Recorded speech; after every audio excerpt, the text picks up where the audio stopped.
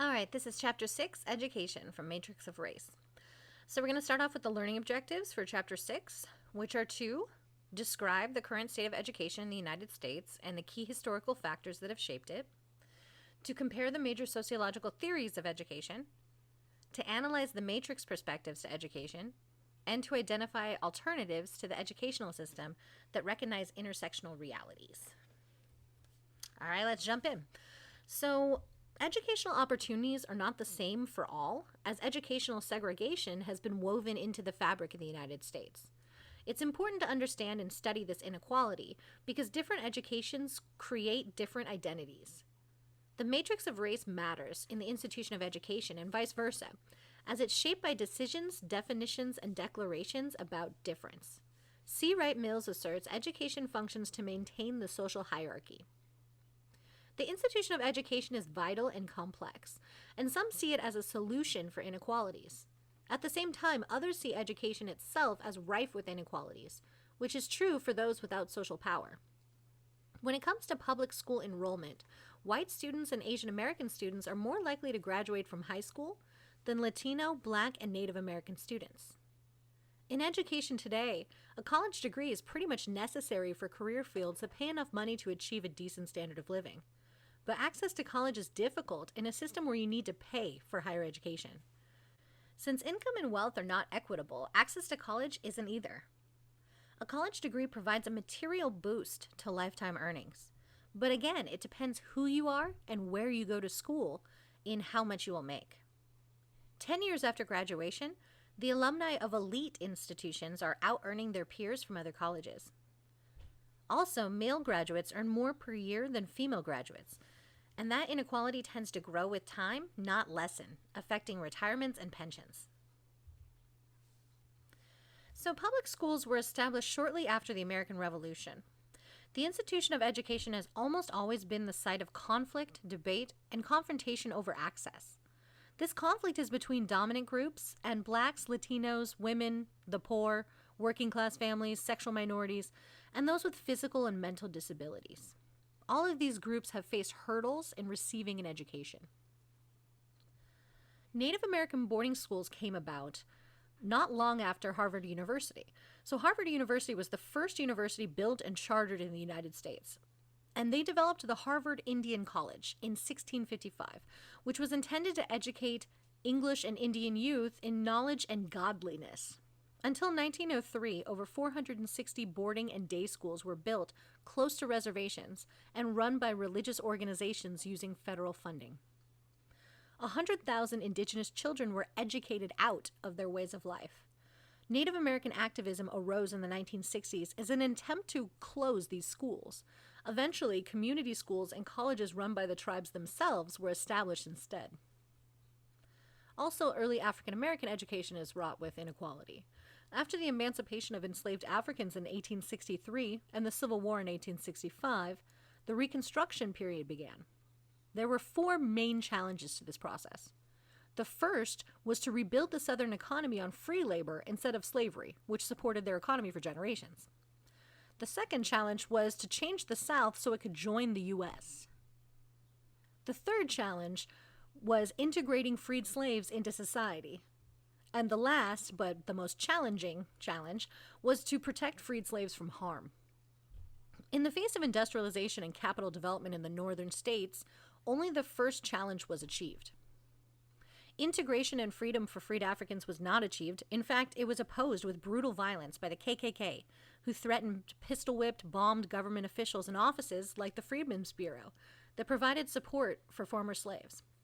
Their terrorism and killings made sure that equality was not achieved. When it comes to education for African Americans, it started in the era of separate but equal, and the goal of education was to keep Blacks domesticated and subservient. By 1870, this was institutionalized through a public school system that was different for white students than it was for Black students. Booker T. Washington and other activists grew concerned about violence that targeted Black communities and schools. He articulated the Atlanta Compromise, where Southern Blacks would agree to work and submit to white political rule in exchange for whites guaranteeing to provide basic education for Black students and allow for due process in the law. 1 year later, the Supreme Court weighed in with Plessy v. Ferguson.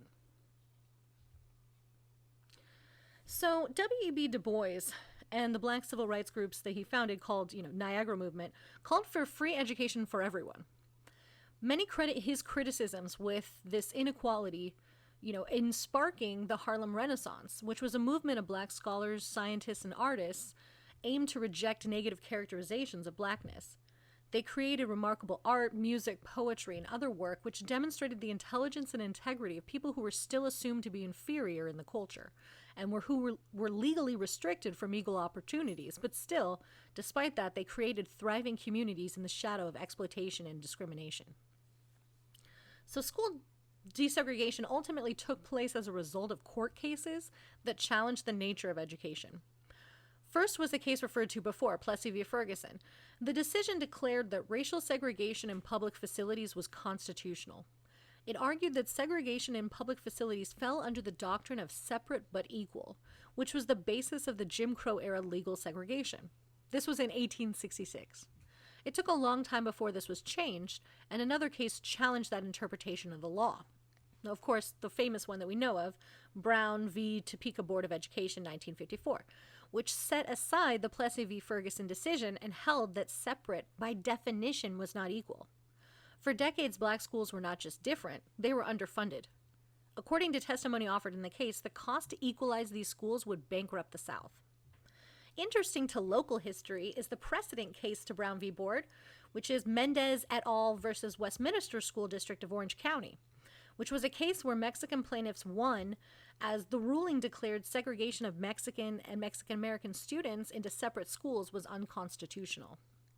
So we often talk about schools being segregated as white schools and black schools, but schools were also segregated for other ethnic groups that were racialized, such as Latinx Americans and Asian American schools.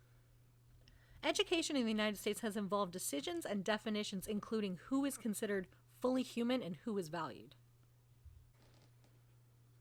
Moving on to theories of education, sociology offers many potential theoretical perspectives, and these theories help understand the origin of stock stories about education. The three main theoretical paradigms in sociology are functionalism, also known as social functional theory or structural functionalism theory, and their basic argument is that each piece of society is one piece of an overall whole. So each social institution is like a puzzle piece, and society is that puzzle all put together. The second main theory is conflict theory, which we've discussed more. It's an analysis that's often looking at the haves and the have-nots, the social conflict that takes place in order to fight over limited social resources. And the third main theory in sociology is symbolic interactionism, that argues that we make meanings through our interactions, and that our meanings are not static. They change as we interact with each other. One example being language. Right? Language is always changing, and so is slang. So if you use slang from years ago, it seems old or dated. Right? And these things change. So, for example, I remember my mom saying something was da bomb, and I knew for sure that that saying was dead. So symbolic interactionists say that we develop meanings in our interactions. So again, back to functionalism, the puzzle piece one. Functionalist theory argues that education is a socialization process. Socialization, defined by your textbook, is the process whereby members of a society are taught society's roles, norms, and values. Durkheim argued that school was a good form of socialization, as it instilled a sense of morality and cohesion within individuals.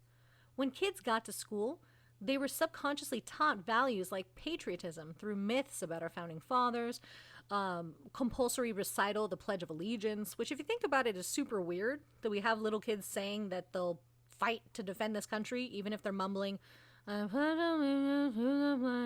indivisible from liberty, justice, and for all.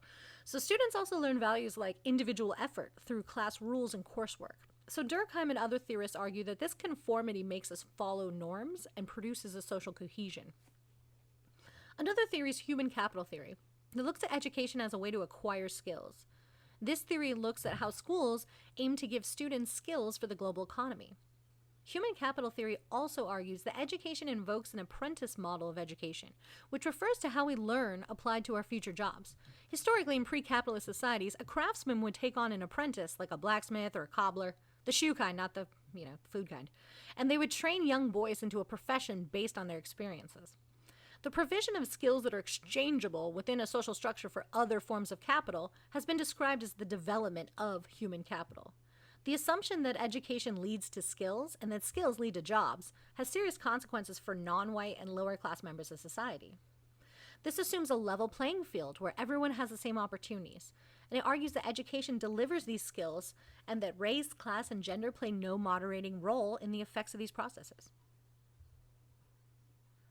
So examining the concealed story of race in education is very important to understand what's really happening. So education's often been used as a tool for conversion, and this happens when groups in society attempt to change social arrangements and meaning systems. So education has been used as a conversion tool on marginalized populations. This was just conquer and re-socialize means, such as African Americans or Native Americans.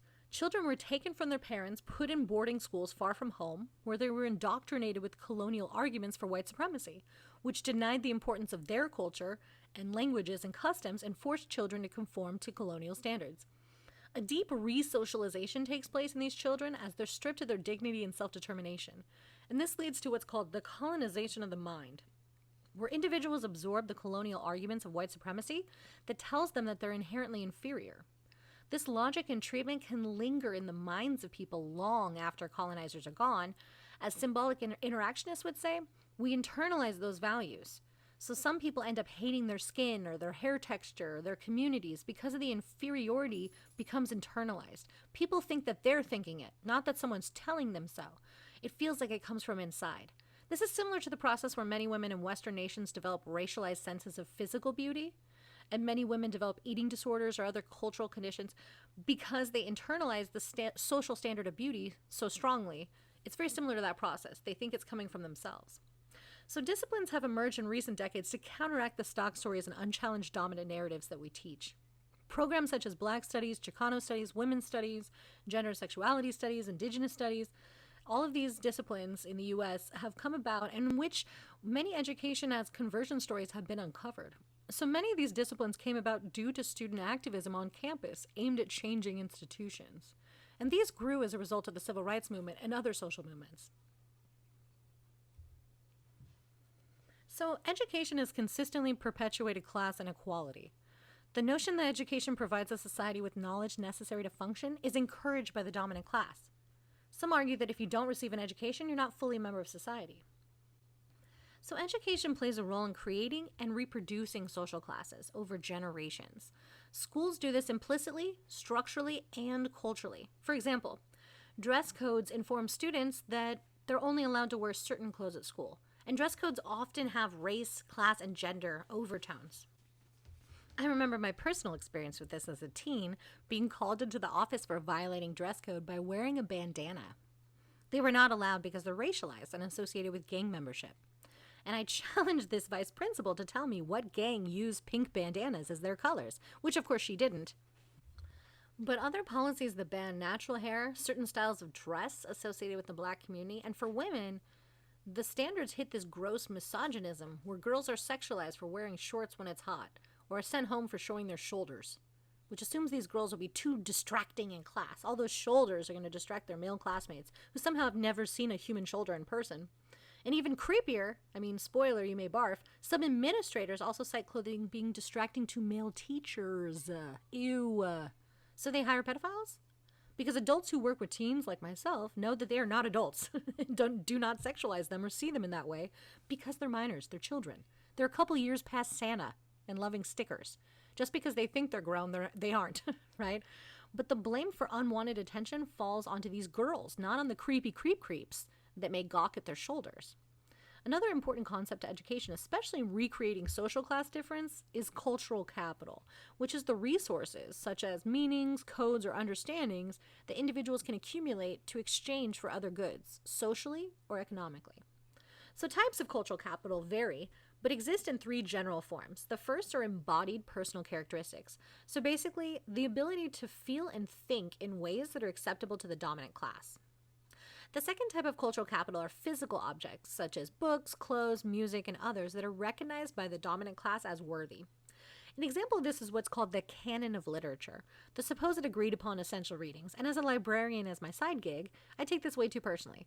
But if you've read some of these classics or seen these lists, then you may notice that women and people of color and other marginalized groups like the disabled, immigrants, LGBTQ community, and others are not found as the authors of these books. The canon centers on white male European experiences in literature. The third type of cultural capital is institutionalized recognition, something you're working towards in college in the form of a college degree, right? That's the accepted credential that determines a graduate's worth in the job market. So this is why where you graduate from matters so much, as schools have differing levels of prestige. And cultural capital is important because it teaches us rules of society. The dominant class creates and benefits from these rules, and these rules are not attainable for all of us, but they're rooted in that privilege. So some argue that education is not just a site of, transmitting knowledge, it's also a site for creating workers, that schools exist not to, create, or they basically create workers, not educate workers, right? That they're creating a labor force. So Marx argued that all social institutions exist and operate to benefit the bourgeoisie, right, the owning class, and their interests. Based on this, schools produce proletariat, or workers. And skills learned in schools are not intended to benefit the students, but those who will use the students for profit, right? So think about some of the things you accidentally learn going to school, which is showing up on time at a place day after day when it's scheduled, right? Just like you would if you're a worker. Deferring to authority in the form of a teacher or professor, right? Just as you would to your boss in a workplace. So he draws these parallels. Some also argue that education is a citizen machine, meaning that schools and institutions of education socially construct age hierarchies, gender identities, student roles, and ways to think. So this includes the creation of national sentiments, such as, like I referenced before, making kids stand and say the Pledge of Allegiance. And it connects back to education as a tool for social control. In this way, students are taught how to act in society as proper citizens. So using a critical pedagogy can help us understand how this works. So a critical pedagogy is a philosophy of education and social movements that's developed and applied concepts from critical theory and related traditions to the field of education and the study of culture. Advocates of this philosophy reject the idea that knowledge is ever politically neutral and instead argue that teaching is inherently political itself, whether the teacher acknowledges it or not. The goal of critical pedagogy is emancipation from oppression through an awakening of the critical consciousness. Critical consciousness encourages individuals to effect change in their world through social critique and political action in order to self-actualize. Critical pedagogy was founded by Brazilian philosopher and educator Paulo Freire, who developed the ideas in his 1968 book, The Pedagogy of the Oppressed. His ideology spread in the United States, and it has been used to combat racism, sexism, and capitalism in teaching. As it grew, it incorporated elements of other fields like postmodern theory, feminist theory, postcolonial theory, and queer theory. So when it comes to education, race, and intersectional realities, only a handful of nations in the world have achieved gender parity in education. Despite advancements in school enrollment for girls around the world, women still account for the vast majority of illiterate adults. This is particularly true in South and West Asia, Sub-Saharan Africa, and Arab states. Education is one of the most effective ways to fight poverty, especially in the developing world. It is also a precondition for girls and women to stand up against injustice. In 2011, Malala Yousafzai of Pakistan, 14 at the time, was shot in the head and neck by the Taliban for her political activism with girls in her community. Her experience reminds us that worldwide, the education of girls fundamentally matters. So when it comes to gender in education, boys and girls experience schooling very differently.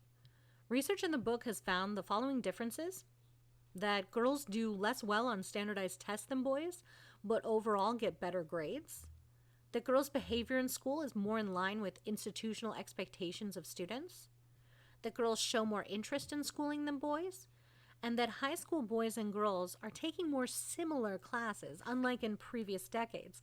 So we can see how education changes over time. So girls tend to engage more fully than boys in many aspects of school, and one cause of this is society's limited definition of masculinity.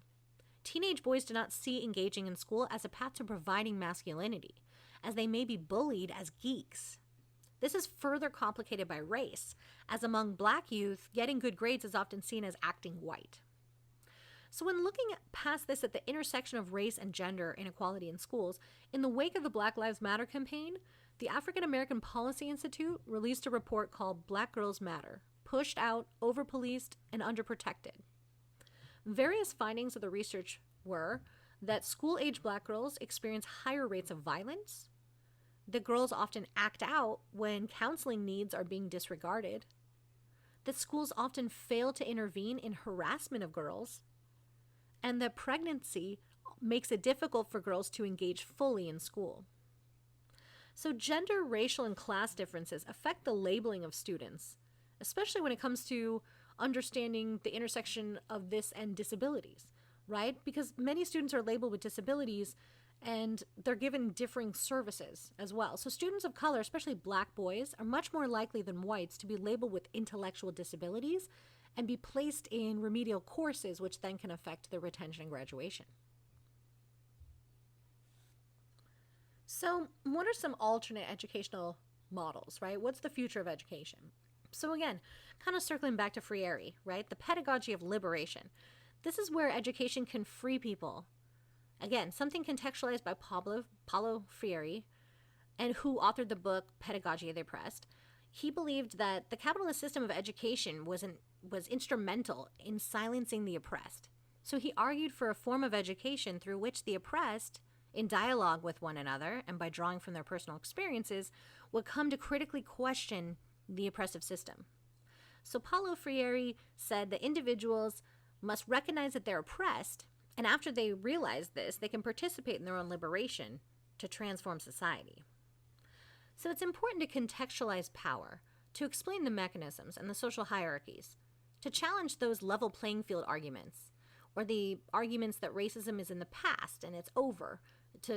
We have to really challenge these things to move toward a deeper understanding of society and of ourselves. So Freire advocated for student teachers, as students are seen as having experiences based on their places within the matrix. So this begins with a respect for each other's knowledge and uncovers the myths that hold us in oppression. So the classroom can be a place of liberation, though of course, if you're simply teaching the ideals of the ruling class with those stock stories and stereotypes, the classroom is the opposite of liberating, because it teaches you to passively accept the views of those in power as objectively right. So people come to defend the system as it is, even if it's harmful to their own opportunities and lives. So the idea is to transform schools into local spaces for cultural knowledge of marginalized communities. Based on a radical reimagining of education, teacher students and student teachers learn to change their views of themselves and the world. The curriculum really should be centered on present social, economic, and historical conditions rather than just being a continuation of how we've taught in the past. So another argument too is how this works with sharing our experiences, right? So sharing your experiences based on your positionality within the matrix is powerful because we can then see our place in the societal hierarchies.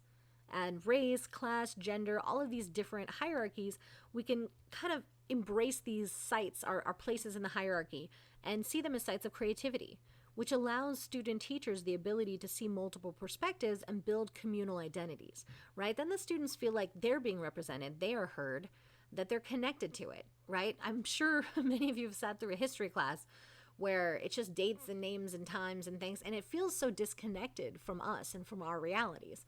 But in essence, every person that lives is part of social history. And so it's just by the way we've only focused on such a narrow, stroke of who is represented as history that we marginalize and exclude voices of color, women, and other marginal groups that have had such an impact on making America what it is. So education as a human right is another really fundamental issue. As we talked about before, not everywhere in the world does everyone even have access to education. So the Universal Declaration of Human Rights enshrines education as a human right. And we need human rights principles to be structured into social relationships that exist in schools. So this is why we must move towards a liberation curriculum, an education with alternative models to civics, political science, social science, and history, one where we actually critically engage with the material, where we challenge and question the stock stories, and where we find a way to build, community consensuses to understand what's really happened so we can move forward to a better tomorrow.